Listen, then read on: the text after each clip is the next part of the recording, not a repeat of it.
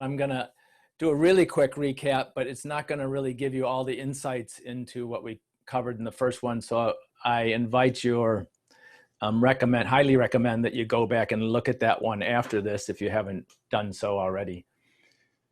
So and I would like, if you have I'm not going to keep slides up. I'm going to put one slide up with the agenda to share with you a couple of times. I think we'll go ahead and put that up now. But so if you have a pencil and some water and some paper or something to write on, or it can be, if you're typing into your computer or whatever, just to take some notes. And I'll leave this up while I do the quick recap. The first section, energy part 1 recap. So we talked about heroic energy. So what is heroic energy? Well, heroic is to have the strength for 2. It literally means have the strength for 2. And so we look at, why do we want energy? Well, we look at 2 reasons. One, we want energy because it's the engine that allows us to do everything in our life. So if we can optimize our energy, if we can optimize our physiology, if we can clarify our minds, physiology is 90%, our psychology is 90% physiology. So if we can really optimize our energy source, as you can see in this time when you're really challenged, you're going to be able to overcome those challenges.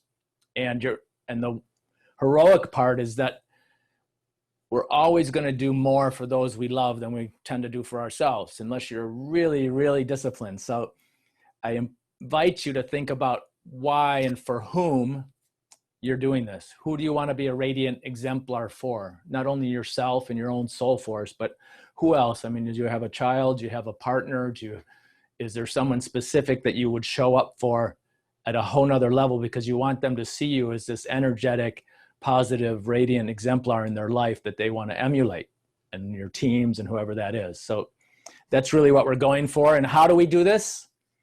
Well, there are some fantastic practices that we went over in part 1. A lot of science behind it now, since science seems to be the new religion, but there's great science behind all the efficacy of all of these. And then, the other thing we brought out is wherever you are right now, whether, because some of this high performance stuff can be intimidating, and like, how can I do that, or what, wherever you are is okay. You just want to become incrementally closer to where you want to be. When you are that radiant exemplar, best version of yourself, if you can envision that, you just take micro steps to get there. And we'll talk about how we do that. So we covered also what I call the 7 energy fundamentals. We say fun because people think of them as hard, but we want to embrace them as fun, and we want to gamify and have a beginner's mind, and like a child would, and enjoy this process, because it's going to be hard, but anything worthwhile is challenging. And so we covered breath, how we inspire. Breath is the #1 high performance practice, bar none. And the science behind optimizing your breath can increase your life capacity and your focus and all your internal capacities by as much as 20%. It's incredible. So if you want to live longer, well, I won't get into all the details of this. Most of this is in version part 1. We talked about eating and drinking, and I want to just want to take a moment around eating and drinking. We kind of eat and drink as a necessity as opposed to a luxury. And we are living in a very luxurious place where we get to have food, running water, drinking water, fresh meals 2-3 times a day of fresh food. And I think it's really important to embrace and celebrate our meals, and these gifts that we have, not take them for granted. So energy is about the mind. Energy is about what we put into it. Energy is what we receive out of these sources, like what we eat and drink. So moving, we talked about all the moving, micro movements. I call that motivation because it's actually your motors running. And we talked about sleep and how critical sleep is. We talked about the power of meditation. It's not just an esoteric practice. It's a power play. Should be an essential part of your life in some form or another. We talked about the power of connection. So as one of my mentors says, everything is about relationship. whether it's relationship with your partner, with your children, with your parents, with yourself, with your inner soul, with your purpose, it's with your teams. Everything is about relationship. So optimizing energy for connection and using connection as a source of energy is an incredibly important thing to do. And then we talked about creativity. Yes, creativity as a source of energy. It's a two-way street. We think we have to have energy to create. Yes, we want to have energy to do deep work and create, but creating by its own nature gives us more energy. So we have, a quadrillion mitochondria in our system, about 10% of our body weight, which is actually our little cells that are like little energy factories. And when we create and we activate them and we treat them well, we become this huge empire of energy factories. So, so we're going to move on. Before we move on, I want to have you do one exercise we had you do last week. And if you got a pencil, there's a long list of practices here. If you know what you have to do. I mean, I can go through this stuff and we'll go through this stuff, but you know. So I want you to write down one thing that you can do in one of these areas that you're willing to take action on. It can be as small as you want, a micro habit. And one thing you want to remove, one habit you want to remove from your life. Just two things. If you want to share them in the chat, that would be fun. If you want to keep them to yourself, that's okay. But one thing, one habit you can add that'll improve you and help you improve one of these areas of your life, and one habit you can remove. So, and now, but we're going to do, take a pause for a moment. To a minute really, but it's going to be a little bit more to explain it. We're going to take a pause and we're going to practice what we call optimal breathing. So it's there's I call this right down here that number one habit and the power of 5. So we're done with our recap. Why the power of 5? Well, why the number one habit? Because this is a breathing habit practice. And it is the number one habit, breathing, of all high performers, is to optimize their breath, no matter what field they're in. And in the power of 5, there's a couple of authors and researchers. James Nestor just released a book called Breathe, fantastic book on breath. And Patrick McGowan has another seminal book on it called The Oxygen Advantage. And they both talk about all the research that's been done on the optimal breath, which is, I think the amount is right. It's powers of 5. So 5.5 liters, 5.5 breaths in, seconds on an inhale, and 5.5 seconds on an exhale.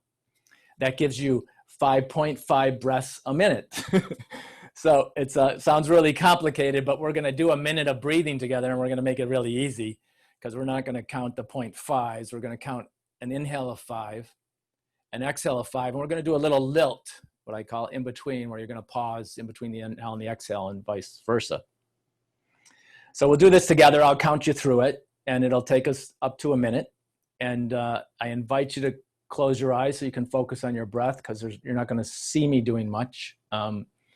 And then the 3 rules of breath that you want to follow are: you breathe in and out through your nose only, mouth closed. You breathe into the bottom of your lungs. So breathe into your belly, into your diaphragm. That's where 80% of the oxygen gets transmitted into the bloodstream. And then you want to typically, if you want to activate the parasympathetic nervous system and relax yourself, you make the exhale a little bit longer than the inhale. These are even breaths. We're going to make the last one a little bit longer, so you'll follow me with the count. So it sounds complicated, but it's very, very simple and a great thing to do. It's recommended that you pause and do a minute to 2 minutes of breathing every hour to recalibrate your brain. And it's also recommended that you rest your eyes, get off of a screen, and or close them to give your brain a rest. So first we're going to take a release breath. So everybody breathe in, nice and big, and then just let it go. This can be out the mouth, and then we're going to... Now in through the nose, we're going to count 1, 2, 3, 4, 5, and exhale 5, 4, 3, 2, 1. And inhale 1, 2, 3, 4, 5, and exhale, 5, 4, 3, 2, 1. And inhale, 1, 2, 3, 4, 5, and exhale, 5, 4, 3, 2, 1.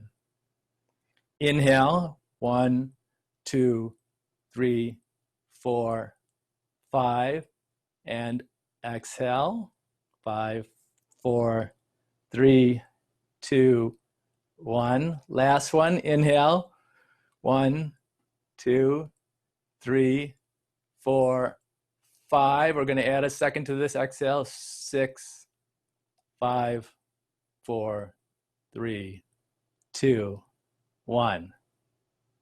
Okay, so just relax and return to normal breathing. In and out through your nose. Don't try to count. Don't try to do anything. Just kind of feel that moment. See if you notice any shift, any more sensitivity in your senses. And then let's come back together.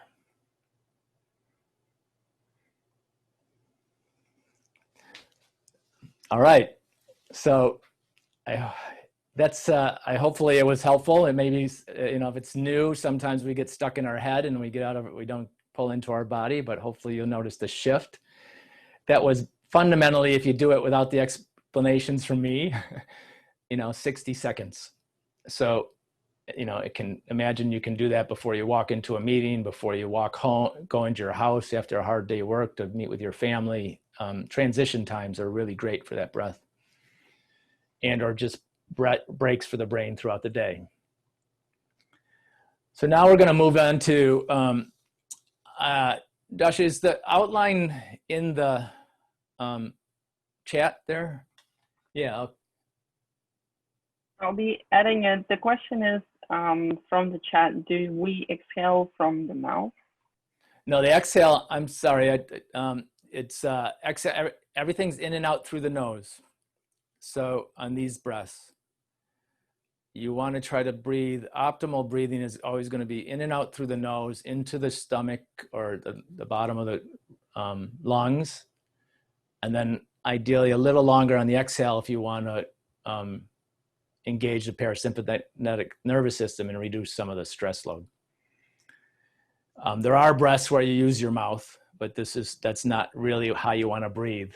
In fact, there's a practice when you sleep of taping your mouth closed so you don't breathe through your mouth, and you optimize your nose. And there's a lot of reasons. I won't get into all the science around it. We got into it a little bit more in part 1. So I'm gonna move us on.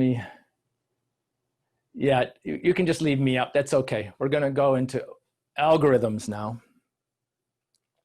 So if you have, there's a flyer to download that has the agenda, and there's also a slide that Dasha put into the chat. I'm not sure if you can make that more clear, Dasha, or just add it again. So if you guys haven't had a chance to download that and you want to follow, but you won't necessarily need to follow, I can put it up again and I'll do a recap. So what we're going to talk about now is what I call algorithms, upgrades, and metrics. So we talked about this a little bit before. The human system, the human being, is one of the most complex ecosystems of supercomputers and energy generators. And on the other side of that, human change behavior is hard. As you can see with COVID and trying to adapt to new regulations and ways to keep people safe. I mean, human change is fundamentally difficult. So it takes incredible energy, which is why we're doing this work. And it takes what we call processes, which can be referred to as habits, or they can be referred to as algorithms. Noah Harari, one of the leading philosophers of our time and a great author, says that one of the most important concepts of the 21st century is algorithms. Well, what does he mean by that? So it basically means, the way that we create a computer or code a computer or code it or create is through a series of algorithms. If this happens, then this should happen. And if this doesn't happen, then this should happen.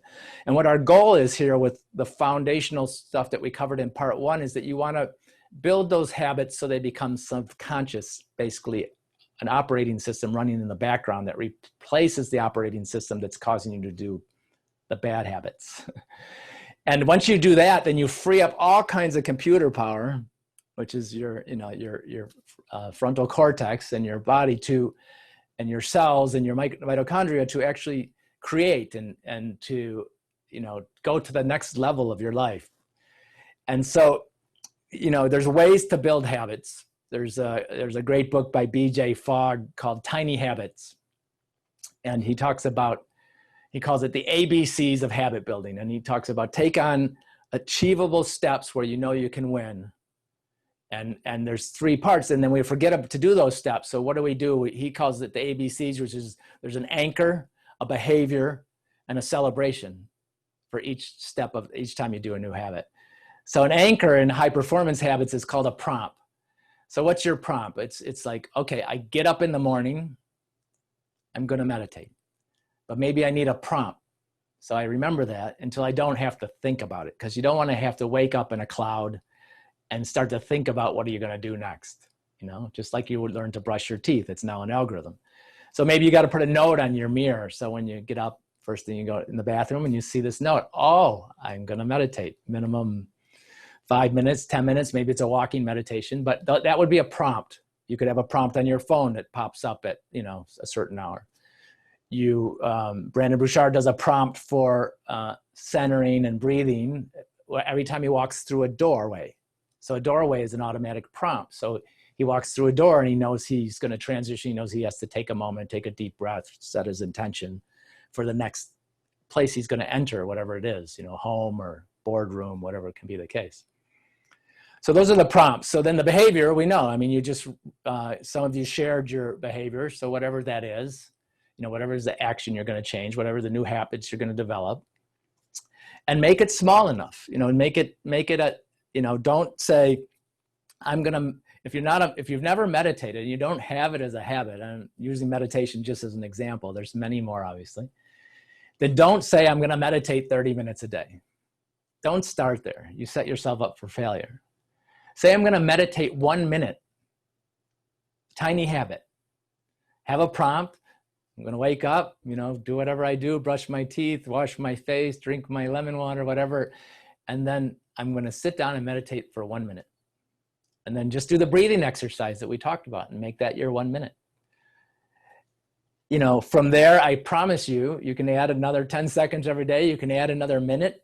If you can do 5 minutes, once you allow yourself to begin, we all know, because we're all procrastinators on some area of our life, is once we actually start, it's not so bad, right? It's actually good. So that's part of it. And then the other part is a celebration. So if we don't celebrate, another way, that's what BJ Fogg calls it, a celebration. I like that because it has a lot of energy in the thought of it, celebrating life, as opposed to reward and affirmation, which are also do the same thing and are on different practices of this, habit changing. So if you do that 1 minute meditation, it's like, yes, that's like me. I'm doing it. I am a meditator. I don't care if it's just own it. Like, sit in that for a minute. So, we spend so much time, all you overachievers, beating yourself up. And then all you end up doing is beating yourself up so you can't achieve. So we really want to celebrate the tiny steps, right? Tiny steps, just like you would when your child have a beginner's mind. When your child takes their first steps, and first time they get on their feet and they make it 2 feet across the room before they fall, you're still like, yes. You don't want to go, oh, it's like, you want to celebrate so they got the energy to get back up and go. I last year, as part of one of my trainings, as part of one of my certification trainings in coaching, we had to run a Spartan race at the end. I don't know if any of you know what a Spartan race is, but it's ridiculous. It's 21 crazy obstacles in a 5 kilometer run. And I actually couldn't watch the video of somebody doing it because it was too frightening. I watched it a little bit once and then I go, well, all I know what I can do here is that I can get myself in the best shape of my life prepared for doing it, and I can do my best. And then I'm going to show up. So I did that, but one of the things I had to do was pull-ups, and I could only do like 1, 2, 3 pull-ups. I haven't done pull-ups since 15 years old, And so I just I did I think I did 2 or 3, but I did like 2 pull-ups every day for a week. And then I would add 1 pull-up. And in 20 weeks, I imagine I got up to 25 pull-ups a day. But I could have never done that if I would have not done that micro habit, practice. Now, another piece is measurements. Measuring makes that, the reason video games are so popular is 1, because of rewards, and 2, because of measurements, scores. So if we're measuring what we're doing and we're looking against it, then we're not depending on our distorted perception to tell us how we're doing. As we all know, because we could go, I'm really tired today, but that's just a mental space, and your body is actually in really good shape that day, or vice versa. So there's a couple of ways of measuring. We have some great tools now. I usually ask my clients to get one of these. This is the technology side of measuring, and this is an Oura ring. It's nanotechnology and sensors. There's the watches and many other tools so it measures my sleep. It measures the patterns of my sleep, my deep sleep, my REM sleep. It measures my heart rate variability. It measures my heart rate. It measures my movement. It measures my recoveries. So I look each day and I know based upon, did I eat a little bit too late? And I can see in the metrics of my sleep that I don't have a good deep sleep pattern. It's not good recovery.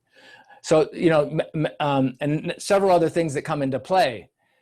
And if, when I keep up my movement of the equivalent of 10,000 steps a day, it doesn't have to, I see the energy levels, and I see the heart rate, and I see everything else coming into play. So those are really great tools, and they don't have to all be high tech. I do what we talked about in the first class is micro movement practices. So basically I have a little whiteboard that I write, Monday, Tuesday, Wednesday, Thursday, Friday. And then down on the side, I write the, meditation, number of hours of sleep, I do burpees. So burpees, the 3 sun salutations, whatever it is, 5 minutes of playing music, all these micro practices. And I just, check them off manually to see where I'm at. And I might not get them, I might get them, but then I can look back at the week and see where I'm, where I can improve.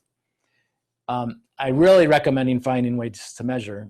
There's many ways to do it. And again, it's what we measure, we tend to pay attention to and improve. So we're going to do one measurement together now, which is more of a long-term life measurement. It's called the gap analysis. And some of you, many of you in business know a gap analysis. So it's like, where's the business at? Where's the gap to get the return that we want to get, the return. In this case, the ROI is us being the best version, the healthiest version, the most radiant version of ourselves. So what I want you to do, if you have a pencil and paper, is I want you to write 3 things down on the side. I want you to write energy. And I want you to write down work, purposeful work. I talk about optimal energy. Purposeful work is 2. Meaningful relationships is 3. And then next to each of those, I want you to write on a scale of 1 to 10, 1 being, let's take energy, because that's where our focus is right now. I'm not where I want to be. I'm tired all the time. I'm cloudy. I'm, too much stress. So, and I'm not doing anything about it. I'm sitting on the couch and I'm watching Netflix at 6 hours a day. So that's, that's one extreme. The other extreme is like, if you were the most heroic version of yourself, you're like this, suddenly you're energetically, you're like a 4-year-old kid jumping up and down and running on the beach fearlessly and have all that youth and vitality, or you're like an Olympic athlete, whatever it is for you. and that would be a 10. So just, where you want to be. So just mark on a scale of 1 to 10 where you are with your vitality and your energy along the mark to the ideal place of a 10, and then do the same for your work.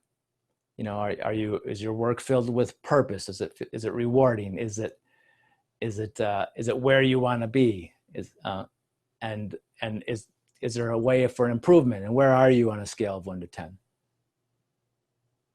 And then think for a minute about your relationships. This could be, you can focus if you have a life partner, you can focus on a life partnership. You can focus on your relationships with your teams. You can focus on relationship in general, your skills in communication and your capacity to influence and engage others with your presence.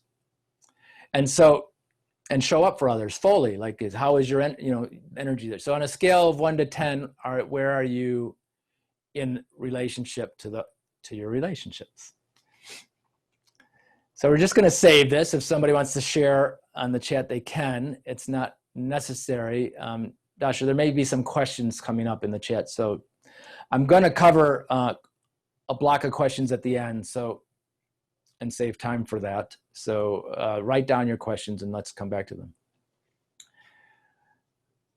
I'm going to move on. So now the next piece that was on the agenda, you don't have to worry about it. If you have it, great. It was called Climbing Mountains and Riding Waves. So mountains, like if you're climbing a mountain, you're going towards the peak. I tell people during COVID, they ask me how I'm doing. I say, well, I'm still climbing to the peak and there's avalanches falling all around me, but I'm still climbing to the peak. And why do we set these audacious goals? Well, we set these audacious goals, not just to get to the peak, because to challenge ourselves and to have a commitment that will drive us, right? So we're much more likely to prepare ourselves if we're going to take on a big challenge that's exceeded where we've ever done before than we are if we don't have anything pending, right? If we don't have anything we have to meet, it's our procrastination. So, what I recommend to all of you is take this time and make it your best health year ever. Can you commit to the next year, over the next 12 months, getting in the best health of your life, or returning to the best health of your life? And you don't have to get there specifically, but you could at least give yourself a goal to move in that direction and double down on optimizing your energy and your health, and just say, okay, I'm going to get, where I was 10 years ago. I want to be at least in that space. I want to have that kind of energy. I want to be where I was at 25, and I want to be, full of exuberance and vitality. So that's one thing. What I did is, I did this ridiculous thing last year. I don't necessarily recommend it, but it's an option. You pick your own path. This is the Spartan race. So, if I didn't prepare, I was going to die. If I prepared, I could only prepare by getting in the best possible shape I could. And so for 6 months, I got in shape, And I did. I'm in better shape than I've been in 10, 15 years because of it. Because once you get into that level, you tend to feel the benefits of that kind of energy, and then you want to maintain it, right? So for me to maintain it, I do my life in 7-year patterns, and that was year 1 of the next 7 years. It'll take me to 65. And so this year, I decided every year I'm going to do a physical challenge of a major scale that I've never done or taken on before. And this year for me, it's a mini triathlon. So it's, main reason I'm taking that on is because I'm not a very good swimmer. So it sounds counterintuitive, right? But not actually, because the challenge of having to learn to swim better enough to do a mini triathlon, which is, I think, a half a mile of swimming in the ocean, which I'm scared to death of, is going to actually help me have that capacity across many areas of my life.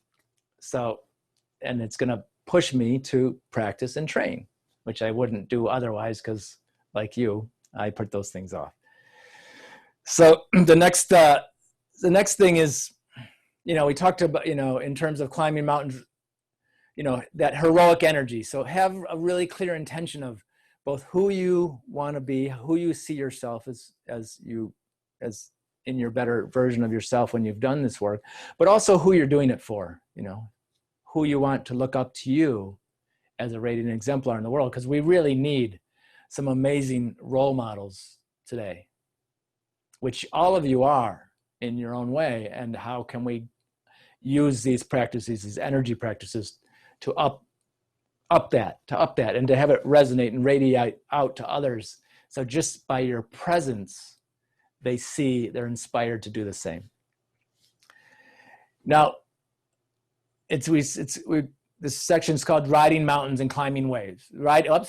Climbing mountains and riding waves. So riding waves means, rhythm and recovery. So it's really important we focus our work, deep work, and do it fully, 100%.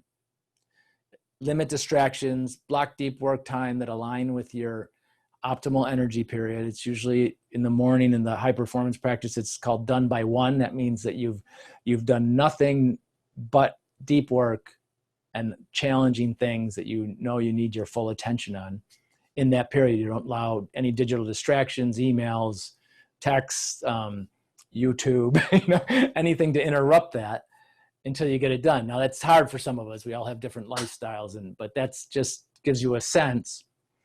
And then you have deep work periods. But the thing is that you can only do that for so long, just like you can only exercise for so long. You need recovery periods. So in the high performance habits, they do a short recovery period every 50 minutes, every 45 minutes. But I try to do mine every 90 or so. But you want a recovery period from, being on the computer is not going to your texts or, checking your emails. It's off. I don't care if it's 3 minutes, just off. Give the brain a break. Do that breath we talked about. Do something completely different. Take a walk. Do a couple push-ups. Do some micro movements. Do whatever it is for you, completely off. And then come back on again completely. Because what happens is the brain is never optimally functioning. You're kind of suboptimally functioning, think you're optimally functioning. And that happens, and that just accrues over time until it degrades and degrades and degrades in your capacity to be able to function as fully as you would like to. So it's the same for athletes. They have to have intense recovery. The top athletes in the world sleep between 11 and 12 hours as part of their recovery when they're in training. Now that may be broken into different sleep pattern times, but so sleep's also a critical recovery. We talked about that in part 1, and there's some amazing science around that. So it's a wave. You think of it as rhythms throughout your day. Your sleep is a wave pattern of deep sleep, light sleep, REM sleep, and you want to optimize these waves because that's the way your system runs. Optimize the peak performance time and optimize the full recovery time. So the other thing is, we called them fundamentals. I mean, the one thing that I learned from one of my 5-year-old nieces is when I asked her, what was she doing today? She says, play. I'm going to play. She says, I'm 5 years old and I play every day.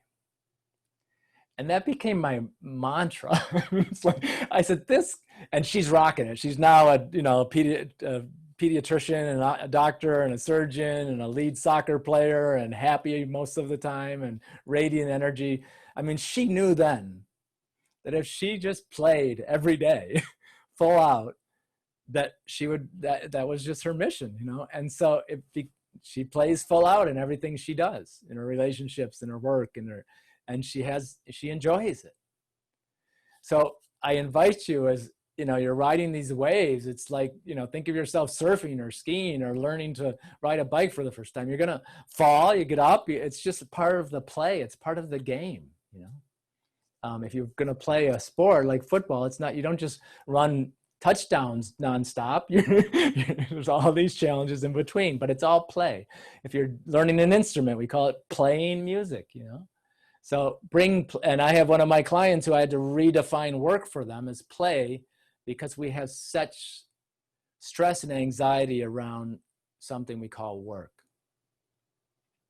You know, it just sounds hard. So I invite you to play. So the next piece I'm going to move through is I say go pro and go long. So what if you could get paid for what I'm talking about? I mean, you could literally get paid. But if you listen to part one, you know, energy is our most valuable currency. You can't buy energy. You have to cultivate it from these little factories inside of you, these mitochondria. You have to create energy, right? And when you create energy, you create time. You enhance productivity. You enhance your relationships and your influence. And these are things that create prosperity and wealth. Now, they may not immediately get you, you know, $1 million in the bank, but $1 million in the bank won't get you these things either. They may, you know, it's going to give you a lot more strength to do it, and it's going to give you a lot more strength to deal with it when you have a financial crash or something like now, and it's taken away, because you still have the most valuable commodity of your life, which is your soul force and your energy, and nobody can take that away except for you. So wealth is basically defined by literally abundance, well-being, happiness, and prosperity. So we create those things. They're not money dependent. Money's another form of energy. Money's a good form of energy. I'd like to have more. You'd like to have more. You know, doesn't hurt for sure. But you can't always control that. It's an external force of energy that's necessary. But what you can control is the most valuable source of energy is yours, internal energy. And then prosperity literally means to move forward with hope. Move forward with hope. And we can talk about the science of hope. We don't really have time, but hope is not a blind faith. Hope is a science. There's a practice. You know, having a vision, having the agency to pursue it, just like we talked about with algorithms and goals, and then having multiple pathways, which Dolan's an expert at, and he can tell us all about it. So this is, you know, and you learn that in business, plan A's, plan B's, plan C's, you know, something's going to fail, you're going to pivot. It's just the nature. We are all doing it right now, you know, but if you maintain hope, you know, you stay prosperous and you bring prosperity to those around you. And then investing now for the future, like think of energy as like an energy bank, you know, that works with high levels of compounding interest. So if you can improve your energy in the next 12 months by 5%, and somebody's going to have to help me with the math here, and you do that 5% compounded over the next 5 years, I don't know what the math is on that. Somebody's going to, but I would guess you're going to improve your energy by more than 50%. And improving your energy capacity by that, it means you improve your capacity to excel in every area of your life, your relationships, your work, your dedication to your purpose and your cause and your missions. So, you know, and the thing about go long, so is, you know, invest for the future, compounding interest of this, you know, in Dave Asprey's new book, I don't remember if it's called Living to 180 or if it's, that's just the subtitle of it, but it's about living to 180 because you know, Dave Asprey is Dave Asprey. So, and there's a lot of people in the longevity movement. I'm not sure if June is on our call. You know, my work with Singularity University, and Ray Kurzweil obviously is one of the leaders in the longevity movement. But I'm not so interested in living to 180, but I'm interested in living 150% to 80 or to whatever I live.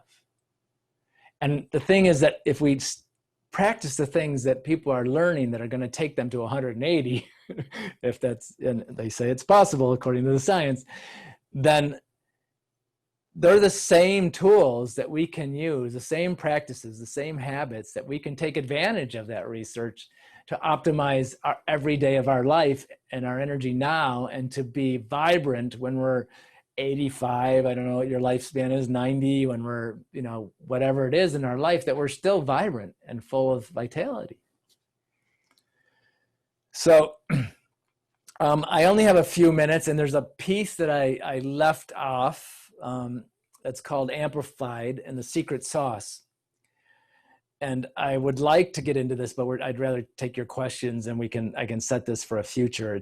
So it's really around music. So a lot of my work, those of you who know me, I've been in, music and entertainment prior to, as part of the leadership work, but more prior to it. And one of the things about music is that I've always promoted and developed and researched and tried to bring into the world and into people's lives is how we can actually use it practically to optimize our potential.